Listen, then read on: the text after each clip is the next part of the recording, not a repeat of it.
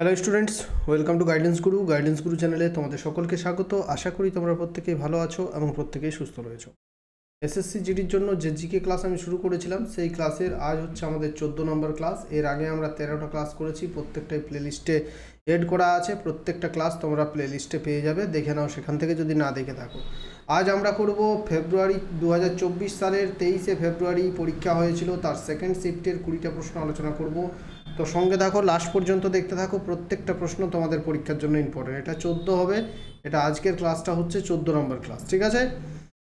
এর আগে আমরা 2021 সালের সমস্ত শিফটের প্রশ্নোত্তর, 2022-23 সালের সমস্ত শিফটের প্রশ্নোত্তর করেছি। যদি না দেখে থাকো তাহলে প্লেলিস্ট করা আছে, প্লেলিস্টে তোমরা পেয়ে যাবে, অবশ্যই প্রত্যেকে দেখে নাও। এটা করছি 2024 সালের। আমাদের ফ্রি টেলিগ্রাম চ্যানেল রয়েছে ডেসক্রিপশন বক্সে, অবশ্যই প্রত্যেকে ফ্রি টেলিগ্রাম চ্যানেলে জয়েন করে যাও। আরেকটা কথা তোমাদের বলতে চাই, তোমরা যদি 2021 সালের সম্পূর্ণ পিডিএফ, 2022-23 সালের সম্পূর্ণ পিডিএফ, 2024 সালের সম্পূর্ণ পিডিএফ সংগ্রহ করতে চাও, তাহলে আমাদের যে নাম্বার রয়েছে হোয়াটসঅ্যাপ এবং ফোনপে দুটাই এই নাম্বারে আছে, 89 72 74 54 54। এই যে নাম্বারটা, এটাই হচ্ছে আমাদের পেমেন্ট নাম্বার, আর এই নাম্বারটাতেই আমাদের হোয়াটসঅ্যাপও আছে। তো এই নাম্বারে তোমাদের পেমেন্ট করতে হবে 199, 199 যদি পেমেন্ট করো তাহলে আমাদের একটা পেড গ্রুপ আছে, সেই পেড গ্রুপে তোমাদের আমি জয়েন করাবো। আর সেখানেই তোমরা এই 3 বছরের পিডিএফ পেয়ে যাবে, সঙ্গে 2 বছরের কারেন্ট অ্যাফেয়ার্স পাবে, স্ট্যাটিক জিকে পাবে, মোস্ট সাজেস্টিভ প্রশ্নোত্তর পাবে। এত কিছু তোমরা পেয়ে যাবে 199-এর বিনিময়ে। তো যদি জয়েন করতে চাও অবশ্যই প্রত্যেকে জয়েন করে যাও, ঠিক আছে। চলো শুরু করা যাক আজকের প্রথম প্রশ্ন কি আছে দেখো।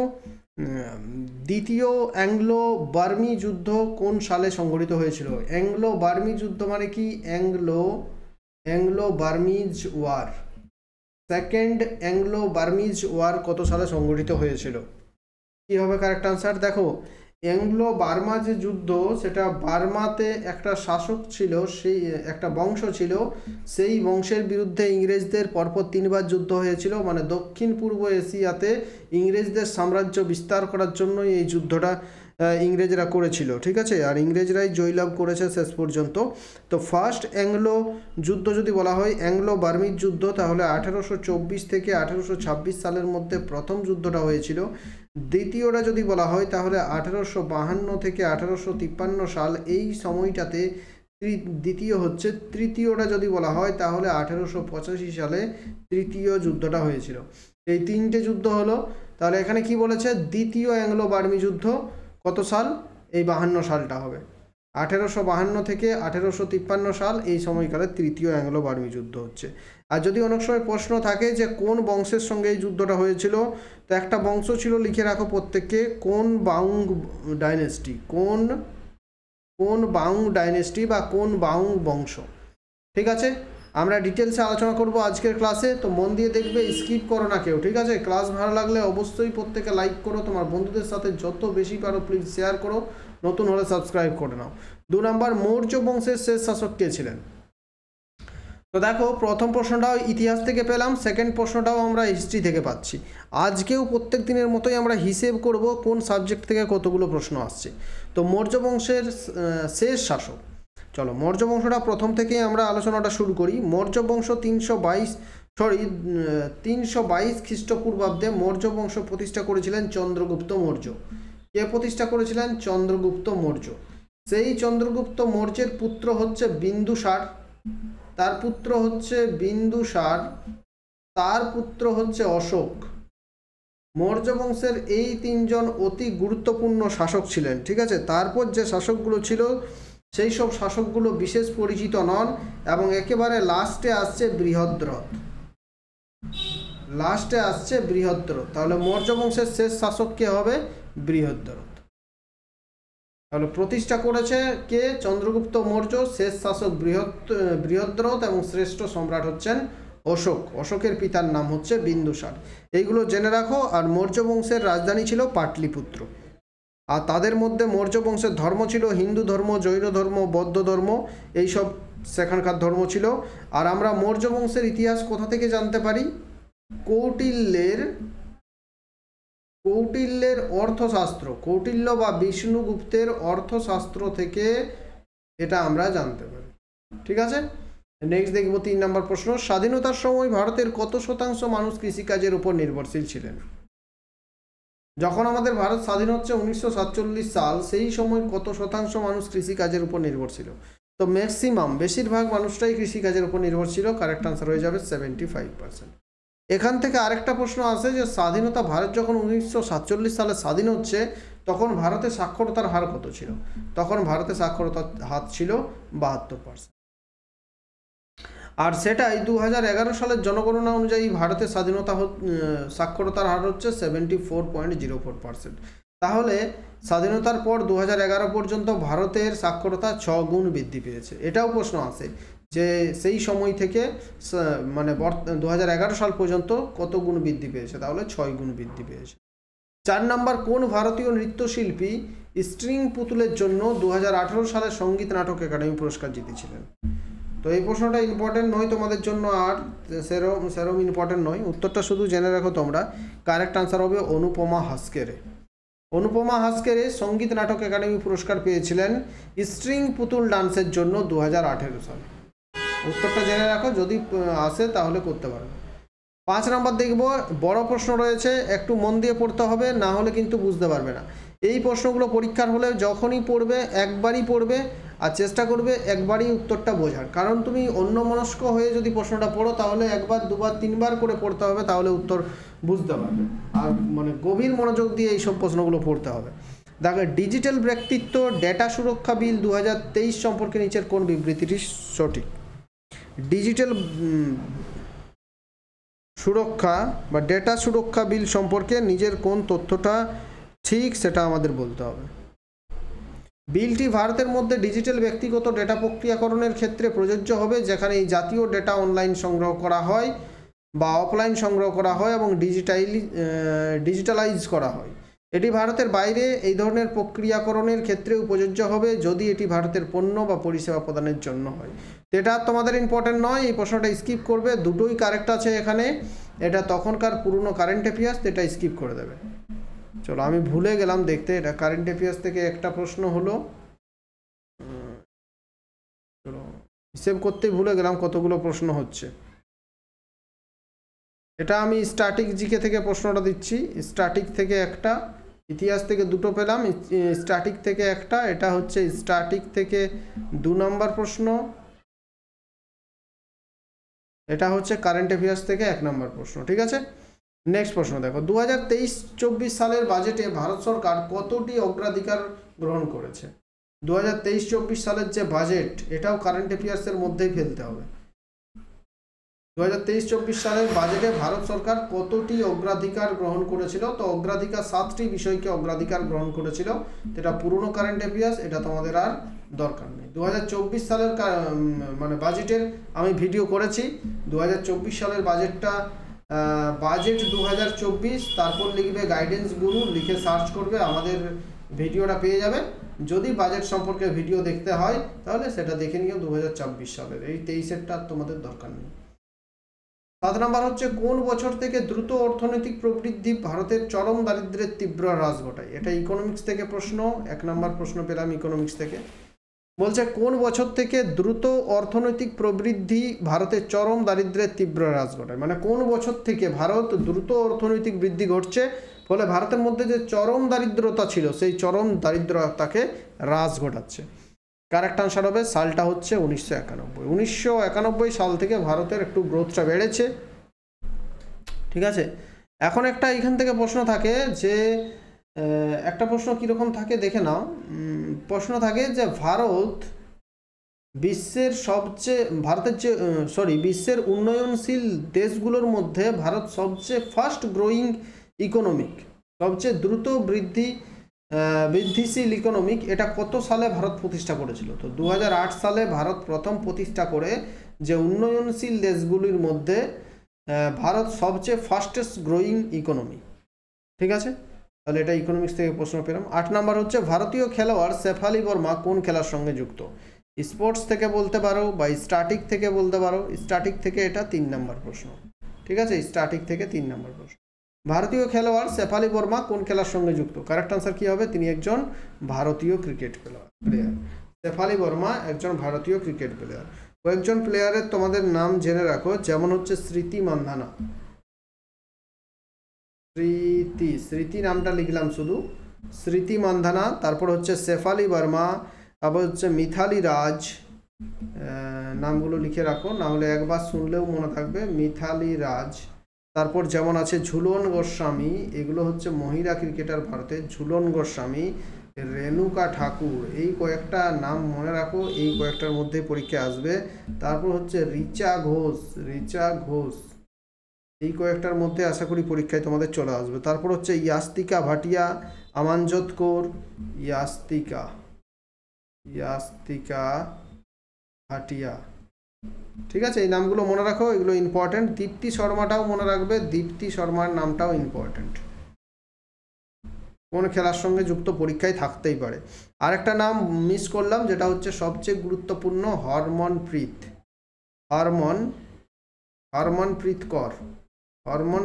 কর, এই নামগুলো মনে রাখবে, এগুলো পরীক্ষায় থাকতে পারে, ঠিক আছে। 9 হচ্ছে সরকারের ব্যয়ের শ্রেণী বিভাগের ক্ষেত্রে নিচের কোন বিবৃতিটি সঠিক। যে সরকারের যে এক্সপেন্ডিচার আছে, সেই এক্সপেন্ডিচারের ক্লাসিফিকেশন অনুযায়ী নিচের কোন বিবৃতিটি সঠিক। নিজস্ব ব্যয় হলো কেন্দ্রীয় সরকারের ভৌত বা আর্থিক সম্পদ তৈরি করা ছাড়া অন্য উদ্দেশ্য ব্যয়। মূলধন ব্যয়ের ফলে ভৌত বা আর্থিক সম্পদ সৃষ্টি হয় এবং আর্থিক দায় হ্রাস পায়, কোনটা ঠিক। রাজস্ব ব্যয় হলো কেন্দ্রীয় সরকারের ভৌত বা আর্থিক সম্পদ তৈরি করা ছাড়া অন্য উদ্দেশ্য ব্যয় করা। আমার মনে হচ্ছে প্রথমটাই ভুল আছে, কারণ যে রাজস্ব ব্যয় হলো সেটা কিন্তু আর্থিক সম্পদকে তৈরি করার জন্যই রাজস্ব ব্যয় করা। তো কোনটা ঠিক বলেছে আমাদেরকে খুঁজে একটু বের করতে হবে কোনটা ঠিক। যে রাজস্ব ব্যয় যেটা আছে সেটা কেন্দ্রীয় সরকারের ভৌত বা আর্থিক সম্পদ তৈরি করা ছাড়া অন্য উদ্দেশ্য ব্যয় করা ব্যয়। তো এটা ঠিক আছে, কারণ এটা ভৌত বা আর্থিক সম্পদ বৃদ্ধি করা ছাড়া অন্যান্য ক্ষেত্রে যে ব্যয় করা হয় সেটা হচ্ছে রাজস্ব ব্যয়। তারপর হচ্ছে মূলধন ব্যয়ের ফলে ভৌত আর্থিক সম্পদ সৃষ্টি হয় বা আর্থিক দায় হ্রাস পায়, আর্থিক দায় হ্রাস পাচ্ছে এবং ভৌত আর্থিক সম্পদটা বৃদ্ধি পাচ্ছে, দুটোই ঠিক মূলধন ব্যয়ের ফলে। তাহলে 1 এবং 2 দুটোই ঠিক। দেখো ইকোনমিক্স একটু ডিটেলসে না পড়লে কিন্তু সব প্রশ্নের উত্তর একটু মাথার ওপর দিয়ে বেরিয়ে যাবে, তাই বেশি বেশি প্রশ্ন প্র্যাকটিস করো। যদি ধরো সবার তো সব সাবজেক্ট পড়া থাকে না, তুমি এসএসসির জন্য ডিটেলসে পুরো ইকোনমিক্স বইটাও পড়ে শেষ করতে পারবে না। আমাদের কাছে একটাই উপায়, বেশি বেশি করে কোয়েশ্চেন অ্যান্সার প্র্যাকটিস করো, পরীক্ষায় কমন পাবেই পাবে। তাহলে এটা হয়ে গেল, দুটোই ঠিক আছে। 10 নম্বর প্রশ্ন হচ্ছে 12তম পঞ্চবার্ষিকী পরিকল্পনার জন্য বৃদ্ধির হারের লক্ষ্যমাত্রা ছিল কত। তা দেখো প্রত্যেকটা পঞ্চবার্ষিকী পরিকল্পনার বৃদ্ধির হার কত ছিল, কত সালে হয়েছিল, এগুলো সবই জেনে রাখতে হবে। 5 ইয়ার প্ল্যান তোমাদের পরীক্ষার জন্য অতি গুরুত্বপূর্ণ। এটা ইকোনমিক্স থেকে প্রশ্ন ছিল, ইকোনমিক্স থেকে নিয়ে আমরা দুটো প্রশ্ন করলাম। এটাও ইকোনমিক্স থেকে প্রশ্ন, তাহলে ইকোনমিক্স থেকে নিয়ে আমরা 3টে প্রশ্ন করলাম। দেখো 12তম পঞ্চবার্ষিকী পরিকল্পনা কোনটা জানো, এটা হচ্ছে 2012 সাল থেকে 2017 সাল, এটা হচ্ছে 12তম পঞ্চবার্ষিকী পরিকল্পনা। আর এই পঞ্চবার্ষিকী পরিকল্পনা কিন্তু কমপ্লিট হয়নি, মাঝে সরকার চেঞ্জ হয়ে যাচ্ছে 2014 সালে, তখন প্ল্যানিং কমিশনকে ভেঙে দিয়ে নীতি আয়োগ তৈরি করা হচ্ছে। 2014 সাল থেকে 2015 সালের 1 জানুয়ারি থেকে নীতি আয়োগ শুরু হচ্ছে এবং প্ল্যানিং কমিশন বা যোজনা কমিশনকে ভেঙে দিচ্ছে। তো এই যে এটার লক্ষ্যমাত্রা রাখা হয়েছিল 8% রাখা হয়েছিল, তখন সরকার পড়ে গেল, সরকার থাকলো না, তাহলে এটার আর কিছু কার্যকরী হলো না। নেক্সট হচ্ছে রণ উৎসব, এটা হচ্ছে স্ট্যাটিক থেকে প্রশ্ন, স্ট্যাটিক থেকে আজকের আমি 4 নম্বর প্রশ্ন। এটা রণ উৎসব প্রাকৃতিক সৌন্দর্য এবং দেশের অত্যাশ্চর্য অঞ্চলের অন্যান্য বিখ্যাত ভ্রমণ স্থানের প্রচার করে শীতের ঋতুতে পূর্ণিমার আলোয় সাদা বালির মরুভূমিকেও আরও মায়াবী দেখায়। তো দেখো এত ঘুরিয়ে পেঁচিয়ে প্রশ্নটা দিয়েছে, সোজাসুজি বললেই পারতো রণ উৎসবটা কোথায় হয়ে থাকে। রণ উৎসব হচ্ছে গুজরাটের কচ্ছের রান, আমরা গুজরাটের কচ্ছের রান তো জানি, তো সেই কচ্ছের রানেই হয়ে থাকে রণ উৎসব। তাহলে কচ্ছের Rann is the correct answer. চলো গুজরাটের কয়েকটা উৎসব আমরা জানবো কি কি, যেমন হচ্ছে নবরাত্রি, গুজরাটের একটা উৎসব হচ্ছে নবরাত্রি বা নবরাত্রি। কচ্ছের রান তো বললাম, তার হচ্ছে আরেকটা উৎসব হচ্ছে উত্তরায়ণ, আরেকটা উৎসব হচ্ছে উত্তরায়ণ, আরেকটা উৎসব হচ্ছে সামলাজি, এগুলো হচ্ছে গুজরাটের উৎসব। তারপর হচ্ছে ভৌথা মেলা, ভৌথা মেলা, এগুলো সবই হচ্ছে গুজরাটের উৎসব। তারপর হচ্ছে রথযাত্রা, তারপর হচ্ছে ভাদর পূর্ণিমা, সবই হচ্ছে গুজরাটের উৎসবের নাম। 12 নম্বর প্রশ্নে আমরা যাব, কি আছে, 2010 সালের কমনওয়েলথ গেমস ভারতের কোথায় আয়োজিত হয়েছিল? 2010 সালে ভারত যে কমনওয়েলথ গেমস সেটা হয়েছিল নিউ দিল্লিতে, চলো নিউ দিল্লিতে হয়েছিল, নতুন দিল্লিতে। 13 হচ্ছে, আচ্ছা প্রশ্নগুলো বলতে ভুলে গেলাম, কোনটা কি স্ট্যাটিক নাকি কিসের প্রশ্ন, এটাও হচ্ছে স্ট্যাটিক থেকে প্রশ্ন। স্ট্যাটিক থেকে আজকের আমরা 5 নম্বর প্রশ্ন করলাম। দেখো, তরল প্রবাহিত হয় এবং আকৃতি পরিবর্তন করে, তারা অনমনীয় নয় এবং তাই তাদের ড্যাশ নামেও ডাকা হয়। তরল যখন প্রবাহিত হচ্ছে তখন সেটা আকৃতি পরিবর্তন করছে, কোনো সময় সরুভাবে প্রবাহিত হচ্ছে, কোনো সময় চৌড়া, কোনো সময় চারদিকে ছড়িয়ে পড়ছে। তারা অনমনীয় নয়, তারা হচ্ছে নমনীয় এবং তাই তাদের ড্যাশ নামেও ডাকা হয়। তাই তাদেরকে তরল ফাইড, সরি আমার বাংলা মানেটা আমার মনে পড়ছে না, লিউকিফাইড বলা হয় এটাকে, ঠিক আছে, লিউকোফাইড না লিকুইড, এটাকে তরল বলা হয়। কি বলা হয়? তরল বলা হয়। ফিজিক্স থেকে প্রশ্ন দিয়েছে একটা, ফিজিক্স থেকে একটা প্রশ্ন, সায়েন্স থেকে, তাহলে এটা তরল বলা হয়। একটু বুঝে উত্তর করতে হবে, সহজ প্রশ্ন ছিল, বুঝে উত্তর করতে হবে। 14 নম্বর হচ্ছে, ভারতের 50তম প্রধান বিচারপতি হিসেবে কে শপথ গ্রহণ করেছিলেন? এটা কারেন্ট অ্যাফেয়ার্স আমি বলবো না, এটা স্ট্যাটিকের প্রশ্ন বলবো, কারণ এটা পুরনো কারেন্ট অ্যাফেয়ার্স হয়ে গেছে। ভারতের 50তম প্রধান বিচারপতি হিসেবে কে শপথ গ্রহণ করেছিলেন? কারেক্ট আনসার হবে DY চন্দ্রচূড়। DY চন্দ্রচূড় 50তম ভারতের বিচারপতি। সুপ্রিম কোর্ট সম্পর্কে দুটো কথা তোমাদের বলতে চাই। সুপ্রিম কোর্ট কবে প্রতিষ্ঠা হয়েছিল? অনেক সময় পরীক্ষায় আসে, তো আজকের আমি হোমওয়ার্কটা তোমাদের দেব যে সুপ্রিম কোর্ট কবে প্রতিষ্ঠা হয়েছিল। সুপ্রিম কোর্ট কবে প্রতিষ্ঠা হয়েছিল তোমরা কমেন্ট করে জানাবে। সুপ্রিম কোর্ট কবে প্রতিষ্ঠা হয়েছিল কমেন্ট করে জানাবে, ঠিক আছে? দেখো, আর সুপ্রিম কোর্ট আরেকটা প্রশ্ন আছে যে ভারতের কত নম্বর আর্টিকেলে সুপ্রিম কোর্ট সম্পর্কে বলা হয়েছে? তো ভারতের 124 নম্বর আর্টিকেলে সুপ্রিম কোর্ট সম্পর্কে বলা হয়েছে, আর্টিকেল 124। 15 নম্বর প্রশ্ন, কর্ণাটকের কুরুবা পুরুষদের দ্বারা নিচের কোন নৃত্যটি করা হয়? কর্ণাটকের একটা জাতি রয়েছে কুরুবা জাতি, তাদের পুরুষরা একটা ডান্স করে, সেটাকে বলা হয় দল্লু কুনিথা। কি বলা হয়? দল্লু কুনিথা, দল্লু কুনিথা। তারপর যেমন ক্লাসিক্যাল ডান্স ভারতনাট্যম তামিলনাড়ুর, কত্থক হচ্ছে উত্তর ভারত, কুচিপুড়ি হচ্ছে অন্ধ্রপ্রদেশ, ওড়িশি মোহিনীআট্টম, এগুলো সবই কিন্তু কর্ণাটকে করা হয়। অরিজিন বা উৎস এগুলোর কর্ণাটক নয়, কিন্তু কর্ণাটকে এইসবগুলো করা হয়। আর কর্ণাটকের সবচেয়ে একটা ফেমাস ডান্স হচ্ছে ইয়ক্ষগান, ইয়ক্ষগান বা যক্ষগান, ইয়ক্ষগান, ইয়ক্ষগান, ইয়ক্ষগান বা যক্ষগান হচ্ছে যক্ষগান। এটা এই যক্ষগানের ওপর ডান্স করা হয়, এটা হচ্ছে কর্ণাটকের সবচেয়ে ফেমাস। 16 চলে যাবো আমরা 16 নম্বর প্রশ্নে। ড্যাশের ধারণাটি পূর্ববর্তী USSR, United union of Soviet socialist republics এর সংবিধান থেকে ধার করা হয়েছে। USSR থেকে ধার করা হয়েছে। বর্তমানে যেটা আমরা সোভিয়েত রাশিয়া বলা হয় বা রাশিয়া বলা হয়, সেটাকে আগে কি বলা হতো? সোভিয়েত রাশিয়া বা union of Soviet socialist Republic বা USSR আগে নামে জানা যেত। এটা আমরা এখন রাশিয়া বলছি। রাশিয়ার সংবিধান থেকে কোনটা ধার করা হয়েছে?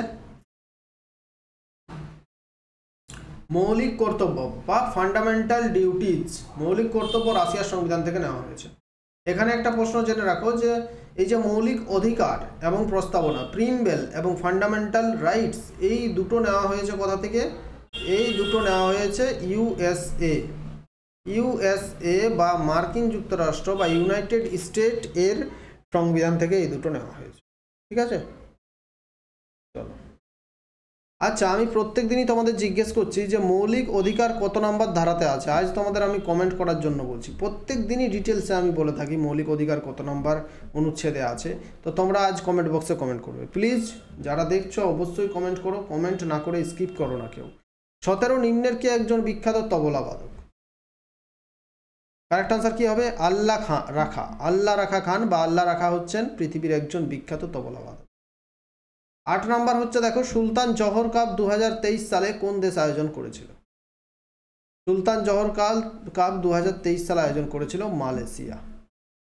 19 নম্বরে চলে যাব আমরা। 19 নম্বর কি আছে দেখো, ভারতীয় সংবিধানের নিচের কোন অনুচ্ছেদে সর্বোচ্চ আদালতকে রেকর্ড আদালত হিসেবে উল্লেখ করা হয়েছে? সর্বোচ্চ আদালতকে বা সুপ্রিম কোর্টকে রেকর্ড আদালত বলা হয়েছে কোন আর্টিকেলে? কারেক্ট আনসার কি হবে? আর্টিকেল 129।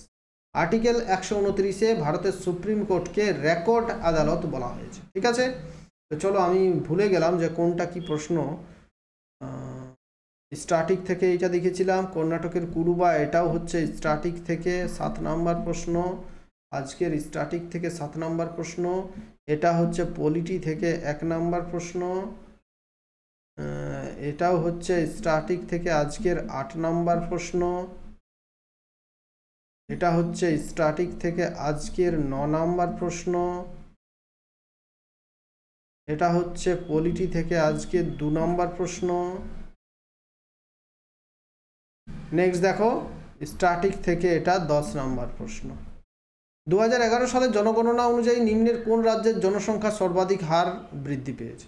অর্থাৎ 2011 সালের যে পপুলেশন সেন্সাস, সেখানে বলা হচ্ছে যে কোন রাজ্যের জনসংখ্যা সবচেয়ে দ্রুত বৃদ্ধি ঘটেছে। কারেক্ট আনসার কি হবে? হিমাচল প্রদেশের জনসংখ্যা, মেঘালয়ের জনসংখ্যা সবচেয়ে ফাস্টেস্ট গ্রোয়িং পপুলেশন, সবচেয়ে দ্রুত বৃদ্ধি পেয়েছে Meghalaya is the correct answer. তো আমাদের 10টি প্রশ্ন শেষ হয়ে গেল। তোমরা বারবার প্রত্যেক দিন বলছি 5 ইয়ার প্ল্যান, সেন্সাস 2011, এই দুটো বিষয় থেকে কোনো রকমের প্রশ্ন যাতে বাকি না থাকে, যত রকমের প্রশ্ন আছে এখান থেকে তোমাদের শেষ করো। চলো এরপর দেখা যাক তাহলে আজ কোথা থেকে কতগুলো প্রশ্ন দিয়েছে। আমরা দেখলাম স্ট্যাটিক জিকে থেকে 10টা প্রশ্ন পেলাম, কারেন্ট অ্যাফেয়ার্স থেকে 2টো প্রশ্ন পেলাম, সায়েন্স থেকে আমরা 1টা প্রশ্ন পেয়েছি, ইকোনমিক্স থেকে আজ আমরা 3টে প্রশ্ন পেয়েছি, পলিটি থেকে 2টো প্রশ্ন পেয়েছি। 10, 2, 12, 13, 3, 16, 2, 18, আর 2টো মিস্টেক হচ্ছে কোথাও হয়তো, আর 2টো প্রশ্ন আছে আমাদের, আর ইতিহাস থেকে 2টো প্রশ্ন পেয়েছি। তাহলে বিভাজনটা বুঝতে পারছো? প্রত্যেক দিন স্ট্যাটিক থেকে 2টো প্রশ্ন, কারেন্ট অ্যাফেয়ার্স থেকে 2টো 3টা, সায়েন্সের ফিজিক্স থেকে 1টা প্রশ্ন দিচ্ছে, ইকোনমিক্স থেকে 2টো, বা পলিটি থেকে 3টা, বা ইকোনমিক্স থেকে 3টা, পলিটি থেকে 2টো, মানে 5টা প্রশ্ন এখানে ভাগ করে দিচ্ছে। হিস্টোরি থেকে প্রত্যেক দিন 2টো। এইভাবে আমাদের পড়তে হবে। কিন্তু আমাদের 20টা প্রশ্ন শেষ হলো। ক্লাস ভালো লাগলে প্রত্যেকে লাইক করো, তোমার বন্ধুদের সাথে যত বেশি পারো শেয়ার করে দাও। ধন্যবাদ। আর পিডিএফটা নিতে চাইলে আমি তো বলে দিলাম, এটাই হচ্ছে আমাদের হোয়াটসঅ্যাপ নাম্বার 72745454। এখানে যোগাযোগ করো। এটাই হচ্ছে আমাদের পেমেন্ট নাম্বার, এটাই হোয়াটসঅ্যাপ নাম্বার। কারেন্ট অ্যাফেয়ার্স যদি শুধুমাত্র নিতে চাও 2023-24-এর, তাহলেও কিন্তু আমাদের সঙ্গে নিতে পারবে। তোমরা হোয়াটসঅ্যাপে শুধুমাত্র যোগাযোগ করো।